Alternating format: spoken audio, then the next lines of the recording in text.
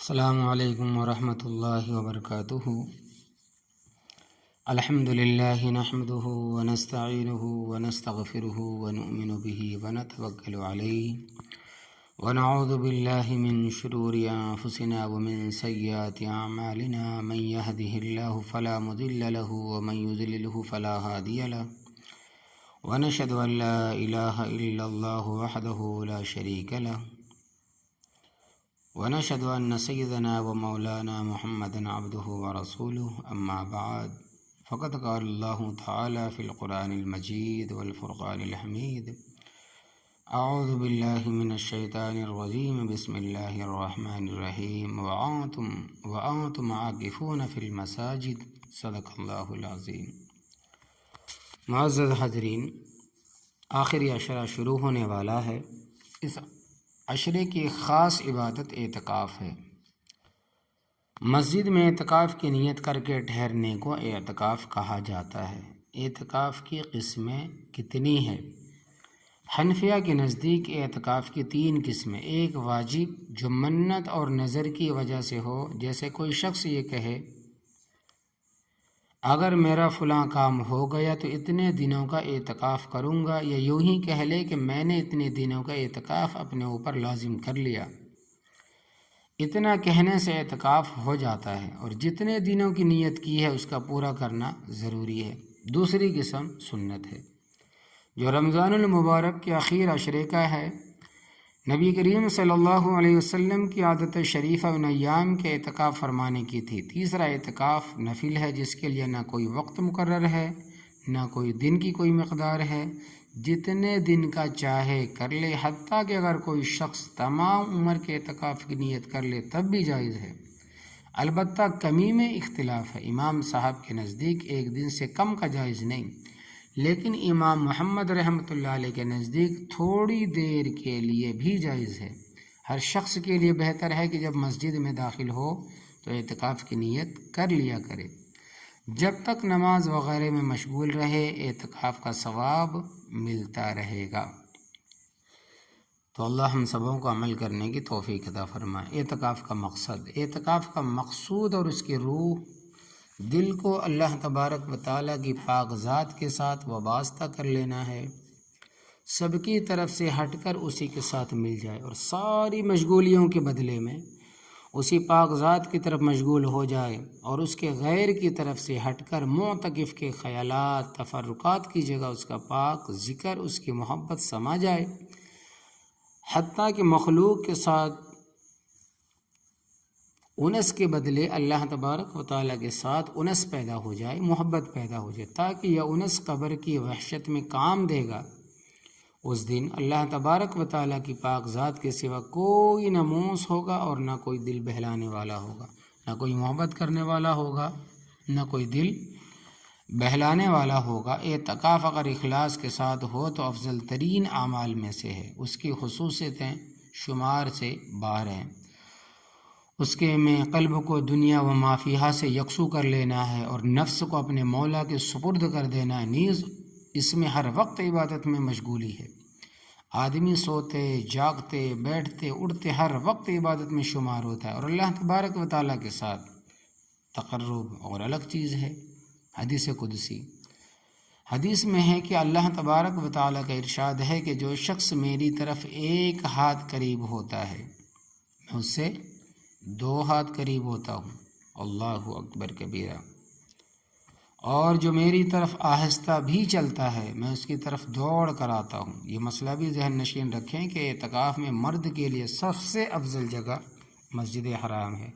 پھر مسجد نبی صلی اللہ علیہ وسلم، پھر مسجد بیت المقدس ہے، ان کے بعد مسجد جامع، پھر اپنی مسجد۔ امام اعظم ابو حنیفہ رحمۃ اللہ علیہ کے نزدیک یہ بھی شرط ہے کہ جس مسجد میں اعتکاف کرے اس میں 5 وقت کی جماعت ہوتی ہو۔ صاحبین کے نزدیک شرعی مسجد ہونا کافی ہے، اگرچہ جماعت نہ ہوتی ہو، اور عورت کو اپنے گھر کی مسجد میں اعتکاف کرنا چاہیے اگر گھر میں کوئی جگہ کے نام سے متعین نہ ہو۔ کوئی جگہ مسجد کے نام سے متعین نہ ہو تو گھر کے کسی کونے کو اس کے لیے مخصوص کر لیں۔ حضرت ابو سعید خدری رضی اللہ تعالیٰ عنہ کہتے ہیں کہ نبی کریم صلی اللہ علیہ وسلم نے رمضان المبارک کے پہلے عشرے کا اعتکاف فرمایا، پھر دوسرے عشرے میں بھی، پھر تیسرے عشرے میں اپنا سر باہر نکال کر ارشاد فرمایا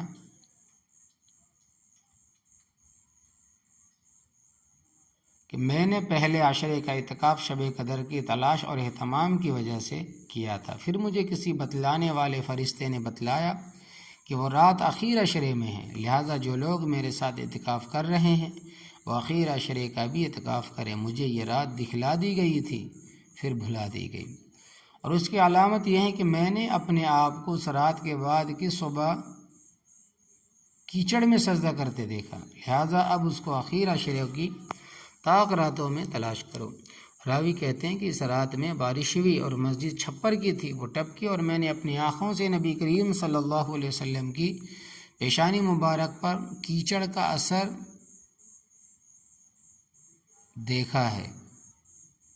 کیچڑ کا اگر 21 کی صبح کو دیکھا ہے، جو پیشانی مبارک پر جو کیچڑ کا اثر تھا وہ رمضان کی 21 کی صبح کو دیکھا ہے۔ نبی کریم صلی اللہ علیہ وسلم کی عادت شریفہ اعتکاف کی ہمیشہ رہی ہے، اس مہینے میں تمام مہینے کا اعتکاف فرمایا، اور جس سال وصال ہوا اس سال میں روز کا اعتکاف فرمایا تھا۔ اس سال میں نبی کریم صلی اللہ علیہ وسلم جس سال وصال ہوا دنیا سے گئے تو اس سال میں 20 روز کا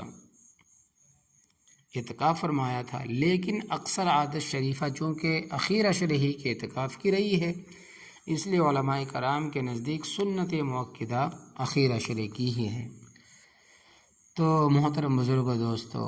سامعین، اس حدیث سے یہ بھی معلوم ہو گیا کہ اعتکاف کی بڑی غرض شب قدر کی تلاش ہے، اور حقیقت میں اعتکاف اس کے لیے بہت ہی مناسب ہے کہ اعتکاف کی حالت میں اگر آدمی سوتا بھی ہو تب بھی تو عبادت میں شمار ہوتا ہے،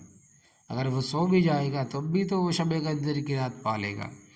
اعتکاف میں چونکہ آنا جانا ادھر ادھر کے کام بھی کچھ نہیں رہتے،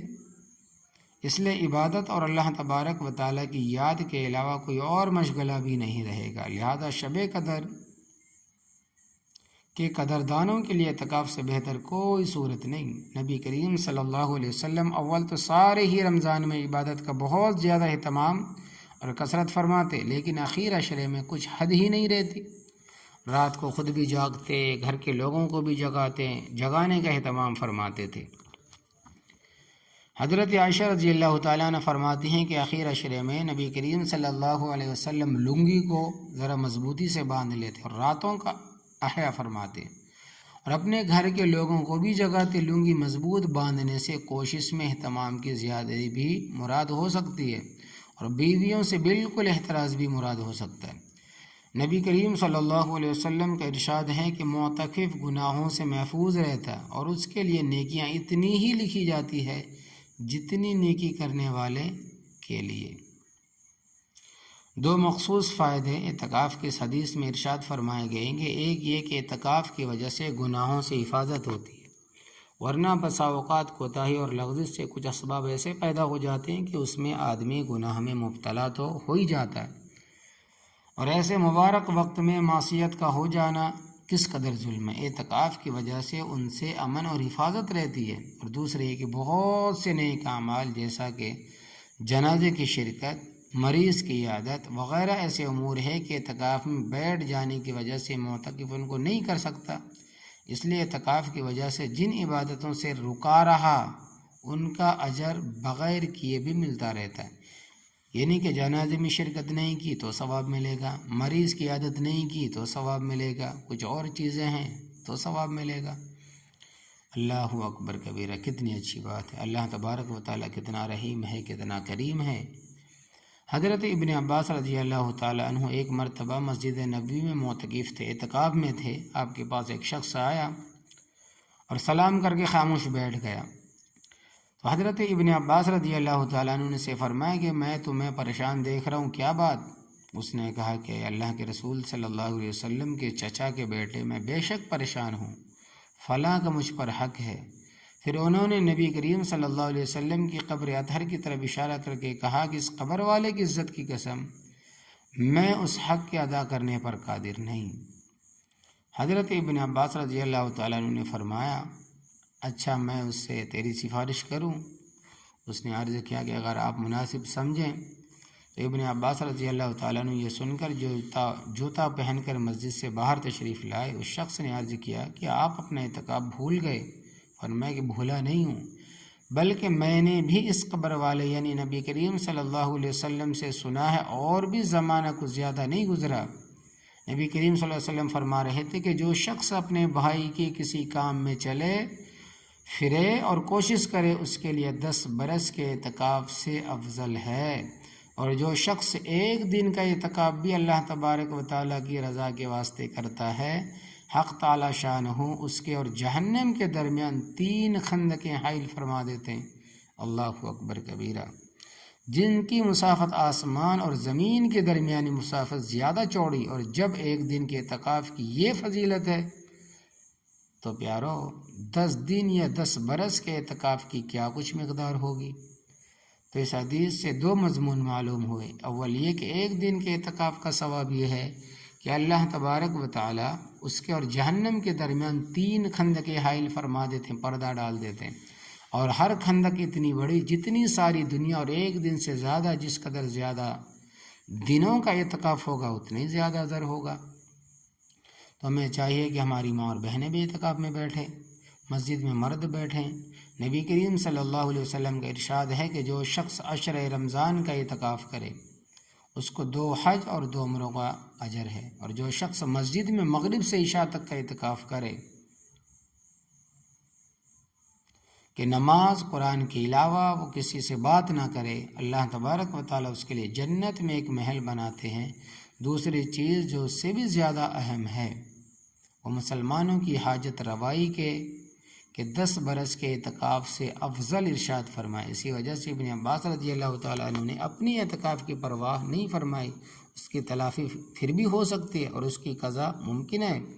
اسی وجہ سے صوفیاء کرام فرماتے ہیں کہ اللہ جل شانہ کے یہاں ٹوٹے ہوئے دل کی جتنی قدر ہے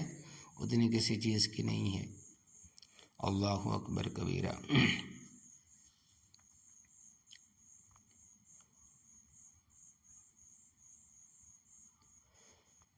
ابن عباس رضی اللہ تعالیٰ عنہ کی روایت ہے کہ انہوں نے نبی کریم صلی اللہ علیہ وسلم کو ارشاد فرماتے ہوئے سنا کہ جنت کو رمضان شریف کے لیے خوشبوؤں کی دھونی دی جاتی ہے، اور شروع سال سے آخر سال تک رمضان کی خاطر آراستہ کیا جاتا ہے، سجایا جاتا ہے۔ پس جب رمضان المبارک کی پہلی رات ہوتی ہے تو عرش کے نیچے سے ایک ہوا چلتی ہے جس کے جھونکوں کی وجہ سے جنت کے درختوں کے پتے اور کواڑوں کے حلقے بجنے لگتے ہیں، جس سے ایسی دل آویز سریلی آواز نکلتی ہے سننے والوں نے اس سے اچھی آواز کبھی نہیں سنی۔ پس خوشنما آنکھوں والی حوریں اپنی مکانوں سے نکل کر جنت کے بالا خانوں کے درمیان کھڑی ہو کر آواز دیتی ہے، کوئی ہے اللہ تبارک و تعالیٰ کی بارگاہ میں ہم سے منگنی کرنے والا تاکہ حق تعالیٰ اس کو ہم سے جوڑ دے۔ پھر وہی حوریں جنت کے دروغہ رضوان سے پوچھتی ہیں کہ یہ کیسی رات ہے، اور جواب دیتے ہیں کہ محمد صلی اللہ علیہ وسلم کی امت کے روزہ داروں پر جہنم کے دروازے بند کر دیے گئے۔ پھر جبرائیل علیہ السلام کو حکم ہوتا ہے کہ زمین پر جاؤ اور سرکش شیاطین کو قید کرو، ان کے گلے میں توق ڈال کر دریا میں پھینک دو تاکہ میرے محبوب محمد صلی اللہ علیہ وسلم کی امت کے روزوں کو خراب نہ کر سکے۔ بزرگ و دوستو، اعتکاف کے مختصر فضائل آپ کے سامنے عرض کیے گئے ہیں۔ یہ بات بھی یاد رکھیں کہ اعتکاف صرف اس مسجد میں کیا جا سکتا ہے جس میں 5 وقت نماز باجماعت ہوتی ہو، لہذا جس مسجد میں 5 وقت نماز نہیں ہوتی وہاں پر اعتکاف نہ کیا جائے۔ اللہ تبارک و تعالی ہم سبوں کو عمل کی توفیق عطا فرمائے، آمین۔ وآخر دعوانا ان الحمد للہ رب العالمین۔ معزز حاضرین، بزرگوں اور دوستو، عام طور پر ایک انسان کی دنیاوی مشاغل اتنے زیادہ ہوتے ہیں کہ اسے اکثر خالق کائنات، تخلیق کائنات، ماحول اور اپنی ذات کے بارے میں سوچ و فکر، تفکر و تدبر کرنے کے لیے بہت کم وقت ملتا ہے۔ دنیاوی مسائل، الجھنیں زندگی کے سینکڑوں سے بکھیڑے ہیں کہ جس نے انسانی ذہن کو اس قدر الجھا دیا ہے کہ اسے غور و فکر کرنے کا موقع ہی نہیں ملتا۔ لیکن شان خداوندی ہے کہ اس نے ہر انسان کو خلقی طور پر ایسی فطرت عطا فرمائی ہے کہ وہ اپنی اس فطرت سے مجبور ہو کر کبھی کبھار ان لوازمات پر ضرور غور کرتا ہے جو اس کی خلقت کے وقت اس کے ضمیر میں ڈال دی گئی ہے۔ مثلاً کسی بڑے عظیم قوت کے قادر مطلق اور خالق ہونے کا احساس، اس کی الوہیت کا اقرار، نیکی اور بدی میں امتیاز، بصیرت نفس یعنی اپنے نفس کے اعمال کی خود احتسابی، وہ اچھا کر رہا ہے یا برا، اور اس امانت کی ذمہ داری کا احساس کہ ایک نہ ایک دن اس کو اپنے اعمال کا جواب دینا ہوگا۔ اس مقابلے میں انسان کی آزمائش، امتحان کے لیے اس کے اندر فطرت بالفعل کے لوازمات بھی رکھے گئے۔ انسانی فطرت میں 4 قسم کے خصائص رکھے گئے: شہوانی، خواہشات، اولاد، رشتہ، مال، حب جاہ و منصب۔ انسان ان کی نفسانی داعیات، خواہشات کی تکمیل میں ایسا ڈوب جاتا ہے کہ اسے اعلیٰ انسانی اخلاقی روحانی احساسات کا غلبہ زیادہ ہونے لگتا ہے، اور جب بھی اس کی نفسانی اور مادی خواہشات پر روحانی احساسات کا غلبہ زیادہ ہوتا ہے، اس کی فطرت سلیمہ دنیاوی مفاد کی بجائے اسے روحانی اقدار کی طرف شدت سے متوجہ کرتی ہے۔ تو انسانی شخصیت تضاد کا شکار ہو جاتی ہے، کیونکہ اس کے لاشعوری تقاضے اور دوسری طرف اس کا شعور، عقل، جو اس کو زیادہ سے زیادہ دنیاوی تحریض کی طرف مائل کرتا ہے کہ تقاضے یکسر جدا ہوتے ہیں۔ یہ علماء ہوتا ہے جہاں دونوں فطرتیں آپس میں متصادم ہو کر انسان کے ذہن کو مختل کرتی ہے اور اسے خدائی ہدایات میں اثر نہ ہو تو وہ افراط و تفریط کا شکار بھی ہوتا ہے۔ اس وقت یا تو لاشعور کے تقاضے شعور کے تقاضوں کو اس قدر مغلوب کر دیتے ہیں کہ انسان تمام دنیاوی مشاغل کو ترک کر کے رہبانیت کی راہ اختیار کر لیتا ہے، جیسے عیسائی یا بدھ راہبوں کی زندگی، اور پھر عقل و شعور کا غلبہ اسے ایک ایسا مادہ پرست انسان بنا دیتا ہے کہ اسے دنیاوی منفعتوں کے سوا دوسری کوئی چیز نظر نہیں آتی، جیسے مغربی دنیا کی دنیا پرستی جس میں روحانی اقدار کے لیے کوئی گنجائش ہی نہیں۔ بدقسمتی سے دنیا کے تمام ادیان ان 2 انتہاؤں میں اس قدر الجھ چکے ہیں کہ مجبور ہو کر انہوں نے دین اور دنیا کو ہی الگ الگ کر دیا، لیکن پھر بھی یہ خطرناک مسئلہ وہی کا وہی ہے، اور آج آئے دن اخلاقی گراوٹوں کے بے راہ روی کی عمیق خائیوں میں گرتے چلے جا رہے ہیں۔ الحمدللہ تبارک و تعالی اسلام وہ واحد دین ہے جو اپنی صحیح حیت و حالت پر قائم الوہی ہدایات کے عین مطابق انسانی فطرت کے دونوں تقاضوں یعنی فطرت بقوہ و فطرت بالفعل کو باہم متوازن رکھ کر ایک مومن کی زندگی کو خوشگوار، پرامن، پرسکون بناتا اور انسانیت کی تہذیب کو پروان چڑھاتا ہے۔ رمضان المبارک کے آخر عشرے کا اعتکاف اسلامی عبادات میں ایک ایسی اہم اور خصوصی عبادات ہے جو لاشعور فطرت بالقوہ بالفعل کے تقاضوں کو ہم آہنگ کر کے انسان کے مقصد تخلیق کے حصول کو آسان بنانا ہے۔ شریعت اسلامیہ کی ایک ایسی خصوصی خلوت ہے جو فطرت بالقوہ یا لاشعور کے اس تقاضے کو پورا کرتی ہے کہ ساری دنیا سے الگ تھلگ ہو کر انسان جب صرف اللہ تبارک و تعالیٰ کا ہونا چاہتا ہے، رمضان المبارک ایک مومن کی زندگی کو اللہ تبارک و تعالیٰ کے رنگ میں رنگ دیتا ہے اور اس کے سر پر 4 ترکی کا تاج سجا دیا جاتا ہے جو اللہ تبارک و تعالیٰ کی رضا اور خوشنودی کے حصول کے لیے اپنی 4 انسانی خواہشوں کو قربان کر دیتے ہیں۔ اس تاج کے 4 کونے ہوتے ہیں۔ ایک کونا کم کھانے پینے یعنی قلت طعام کا ہوتا ہے، دوسرا کونا کم سونے یعنی شب بیداریوں سے مزین راتوں کا رونا، اس کو قلت منام کہا جاتا ہے، تیسرا کونا فضول بات چیت سے احتراز یعنی کم گفتگو کا ہونا، اسے قلت کلام کہتے ہیں، اور چوتھا کونا لوگوں کے فضول ہجوم سے بچنے کا ہوتا ہے، اس کو قلت صحبت بالعموم کہتے ہیں۔ جب اللہ تبارک و تعالیٰ کی محبت میں کوئی مومن اس حد تک مستغرق ہو جاتا ہے، وہ اس کی عبادات کے لیے رزق حلال کی صرف اتنی مقدار کھاتا ہے کہ وہ اس سے صرف زندہ رہ سکے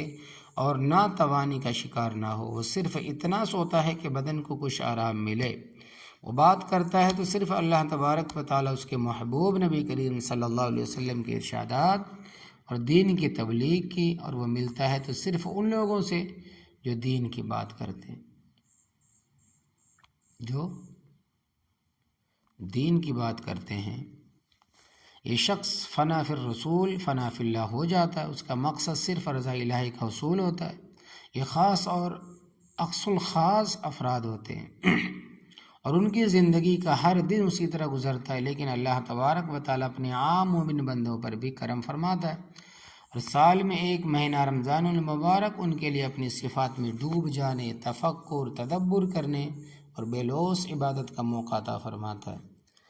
وہ ان لوگوں پر رمضان المبارک کے پہلے عشرے میں رحمتوں کا نزول فرماتا ہے، دوسرے عشرے میں ان کی مغفرت فرماتا ہے، تیسرے عشرے میں انہیں نجات عطا فرماتا ہے، تیسرے عشرے میں اللہ تبارک و تعالیٰ کے ان مومن بندوں میں بعض خاص بندے ہر طرف سے ہٹ کر صرف اللہ جل شانہ کے مہمان بنتے ہیں۔ وہ اپنے ماحول، شہر، بستی، گاؤں، محلہ، گھر بار، اہل خانہ سے 10 دنوں کے لیے بالکل جدا ہو جاتے ہیں اور ایک دائرے میں اپنے آپ کو قید کر لیتے ہیں۔ اس دائرے کے اندر بس صرف اللہ کی یاد اور اللہ تبارک و تعالیٰ ہی کی صفات کے بارے میں تفکر، تدبر کرتے ہیں، سوچتے ہیں، پڑھتے ہیں۔ ان ایام و تخلیق کائنات اور تخلیق کے انسان کے مقصد اور اس کے حصول پر غور کرتے ہیں۔ وہ عبادت، ارکان اسلام اور اللہ کا قرب حاصل کرنے کے لیے شریعت و طریقت کے اسباب وسائل کو بروئے کار لاتے ہیں اور وظائف بندگی کی تکمیل کرتے ہیں۔ اعتکاف کے روحانی فوائد۔ اسلامی شریعت میں اس خاص کورس کو اعتکاف کہا جاتا ہے۔ یہ روحانی رموز و اسرار کا ایک ایسا عجیب و غریب کورس ہوتا ہے کہ معتکف خواہ وہ اللہ تبارک و تعالیٰ کا کوئی خاص بندہ ہو، عالم، خطیب، مفسر، مفکر یا کوئی عام ان پڑھ بندہ مومن، لیکن وہ ہر شخص کو جو اخلاص نیت سے گھر بار چھوڑ کر اللہ کو منانے کے لیے اس کے گھر کی دہلیز پر آ بیٹھا ہو، بارگاہ خداوندی سے اعتکاف کے روحانی فضویات، برکات، عنایات سب کو ملتے ہیں، اور اللہ ہی جانے کس کو کس قدر ملتا ہے، لیکن بندے کی عاجزی اپنے آپ کو سب سے کم تر جانتا، اس کا احساس، شرمندگی، اس کی ناتوانی، بے بسی، اس کی فریاد، التجائے، دعائیں، اللہ کی بارگاہ میں اس کی آہیں، سسکیاں، رقت، اس کا پھوٹ پھوٹ کر رونا، اس کو اللہ کی بارگاہ میں توبہ کی توفیق ضرور عطا فرماتا ہے، چونکہ معتکف یہ سب کچھ دنیا کی نظروں سے چھپ کر صرف اللہ تبارک و تعالیٰ کے لیے کرتا ہے، اور پھر مالک کے مرضی کہ وہ اپنے اس خاص مزدور کو کتنی اجرت دے۔ چہار ترکی اور توبہ کی یہ ٹوپی انسان کو روحانی طور پر اتنا لطیف بنا دیتی ہے کہ وہ اندیکھی دنیاؤں کو دیکھنے کا اہل ہو جاتا ہے۔ وہ مقامات مقدسہ، زیارت حرمین شریفین، منور اجسام کو خوابوں، مراقبوں، مکاشفوں میں دیکھتا ہے، پھر جتنا تصفیہ باطن کے مراحل سے گزرتا ہے، ایک وقت ایسا بھی آ جاتا ہے کہ وہ حضور سرکار کی زیارت کے لیے اللہ جل شانہ کی بارگاہ میں التجا کرتا ہے، اور اللہ تبارک و تعالیٰ اسے خواب میں اپنے محبوب کا جلوہ بھی عطا فرما دیتا ہے۔ یہ ایک امتی کی معراج ہوتا ہے۔ اعتکاف میں اللہ کے بندوں پر محویت کا ایک ایسا عالم طاری ہوتا ہے کہ بظاہر وہ عالم لوگوں کی طرح مسجد میں عبادات، وظائف، حیات تکمیل کرتے نظر آتے ہیں، لیکن حقیقت میں ان کا رابطہ نور سے قائم ہوتا ہے۔ اعتکاف کے ارکان و شرائط۔ حضرات گرامی، اعتکاف ایک اہم عبادت ہے اور اس کے 4 ارکان ہیں۔ نمبر 1 اعتکاف کی نیت اور ارادہ ہونا، نمبر 2 مسلمان اور عقل مند ہونا، نمبر 3 مرد کے لیے جنابت اور عورت کے لیے حیض اور نفاس سے خالی اور پاک ہونا، نمبر 4 معتکف کا مسجد میں ہونا۔ اعتکاف کے 3 قسمیں، واجب، سنت اور مستحب، اوپر میں نے آپ کو وہ بتا دیے۔ رمضان المبارک کے آخر عشرے کا اعتکاف سنت موقدہ۔ یہ اعتکاف 20ویں رمضان کی شام یعنی غروب آفتاب کے وقت سے شروع ہو جاتا ہے، لہذا عصر کے وقت معتکف کا مسجد کے اندر داخل ہونا ضروری ہے۔ اعتکاف عید کا چاند نظر آنے پر ختم ہو جاتا ہے، چاند خواہ 29 کا ہو یا 30 کا۔ اعتکاف سنت علی الکفایہ یہ ہے، اور کسی شہر یا بستی میں اگر ایک آدمی بھی کر لے تو سب بری ذمہ ہو جاتے ہیں، لیکن جتنی زیادہ تعداد میں مسلمان یہ عبادت کرے، امت پر اتنا ہی برکتوں کا نزول ہوتا ہے۔ مستحب اعتکاف کے لیے کوئی بھی شخص کسی بھی مسجد میں نماز کے داخل ہوتے وقت نیت کر سکتا ہے۔ یہ اعتکاف 10-15 منٹ کا بھی ہو سکتا ہے اور بعض سے اجر ثواب ہوتا ہے۔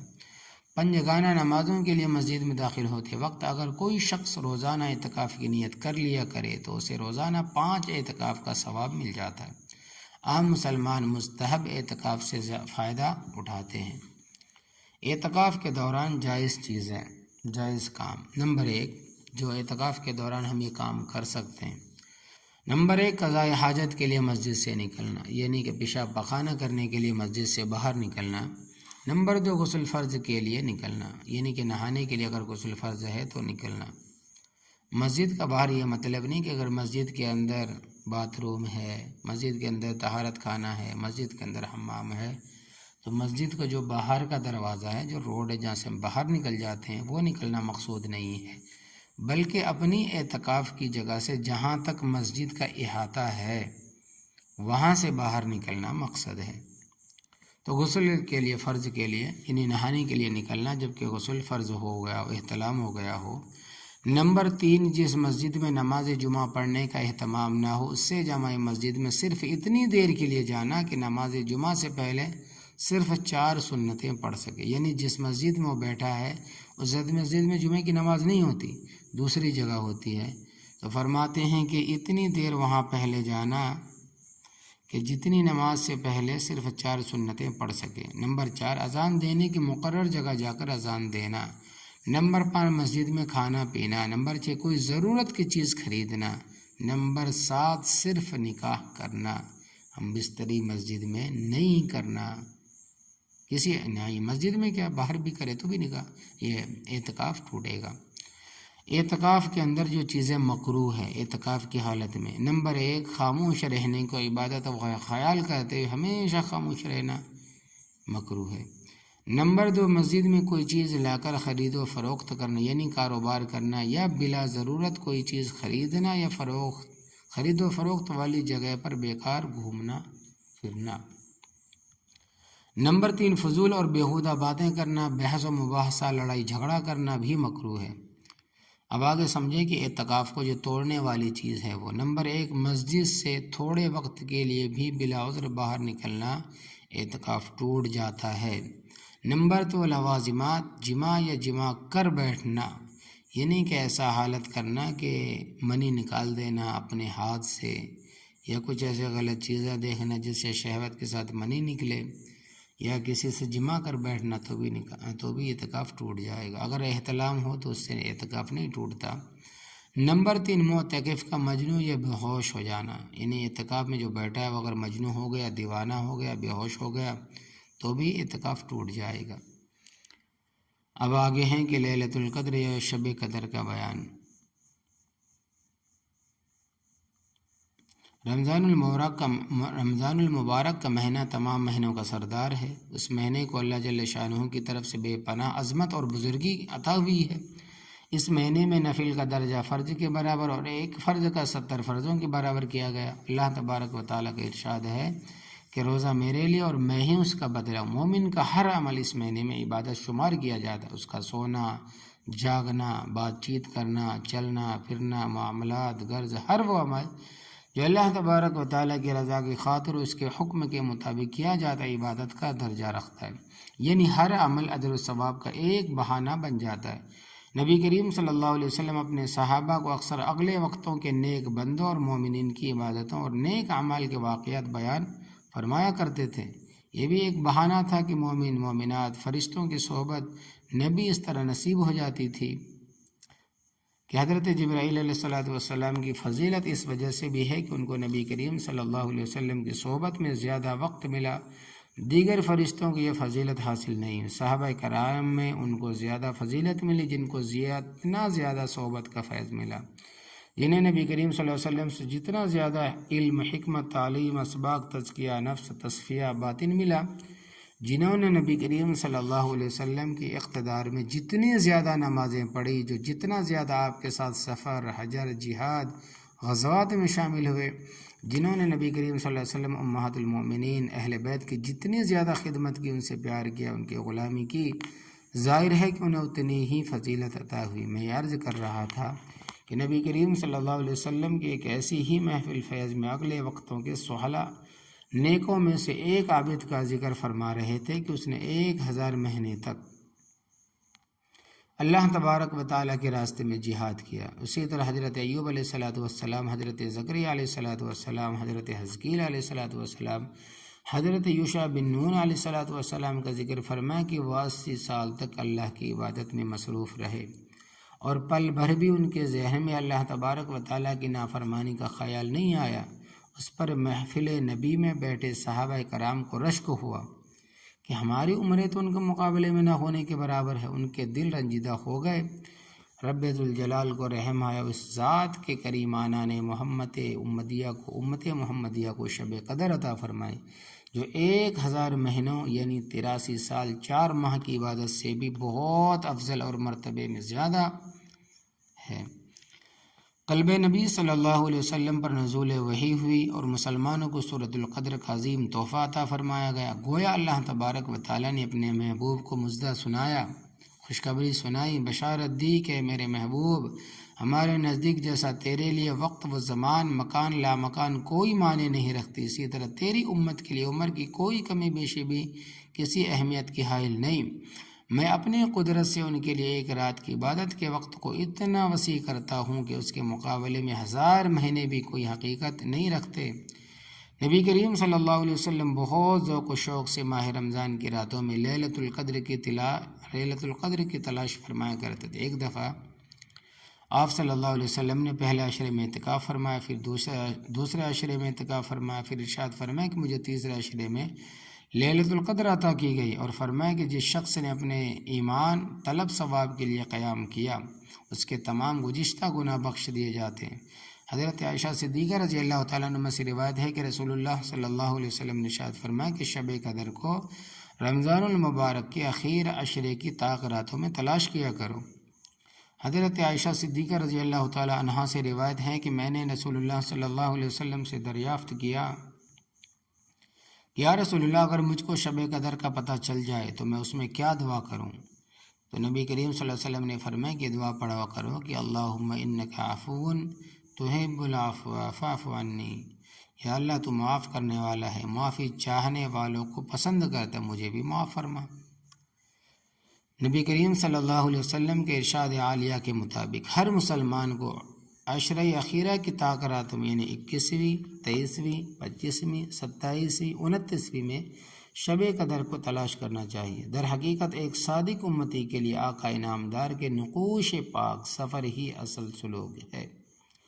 لیلۃ القدر ہمیں جس کے وسیلے سے نصیب ہوئی، ہر طاق رات کو نوافل، تلاوت قرآن پاک، کثرت سے درود و شریف کا ورد، مناجات، اذکار، دعائیں